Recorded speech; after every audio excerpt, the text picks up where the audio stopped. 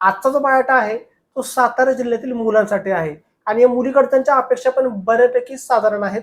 त्यामुळे एक विनंती आहे, व्हिडिओ पूर्ण ऐका, यांच्या अपेक्षा पूर्ण ऐका आणि तुम्ही स्वतः किंवा तुमच्या ओळखीचा कोणताही मुलगा जर का या अपेक्षेत बघत असेल तर आठवणीने त्याला हा व्हिडिओ शेअर करा. कारण तुमच्या एका शेअर केल्याने नक्कीच त्याचं लग्न जुळण्यासाठी खूप मोठं सहकार्य होऊ शकतं.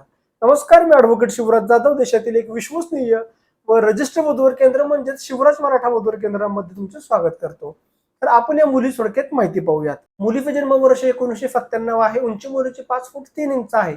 मुलीचं शिक्षण हे 12वी झालेलं आहे. पण त्यानंतर मुलीने ब्युटी पार्लरचा 2 वर्षांचा डिप्लोमा केलेला आहे. त्यानंतर सुद्धा तिने अनेक कोर्सेस केलेले आहेत. मुलीच्या कुटुंबामध्ये आई, वडील आणि भाऊ अशी त्यांची फॅमिली आहे. त्यांचं जे मूळचं गाव आहे ते सातारा जिल्ह्यातील आहे.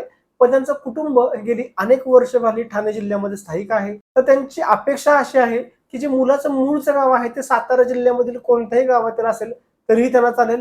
मुलगा हा 96 कोळी मराठा कास्टमधील असावा. मुलाचं शिक्षण हे कोणत्याही क्षेत्रातून ग्रॅज्युएशन झालेलं असावं आणि तो मुलगा नोकरीनिमित्त पुणे किंवा मुंबई या भागामध्ये सेटल असावा. मुलाला किमान 30 ते 35 हजार रुपये एवढा जरी पगार असेल तरीही त्यांना चालेल.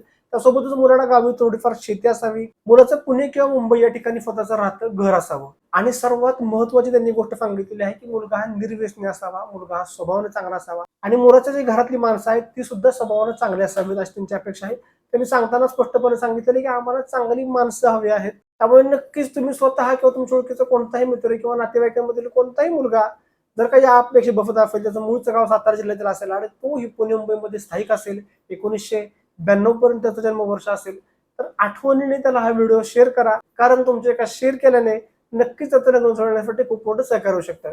आपल्या वधूवर केंद्रामध्ये तुम्हाला नावनोंदणीविषयी अधिक माहिती हवी असेल तर तुम्हाला स्क्रीनवरती 2 नंबर दिसत आहेत. त्या नंबरवरती सकाळी 10 ते 5 या वेळेमध्ये संपर्क करा.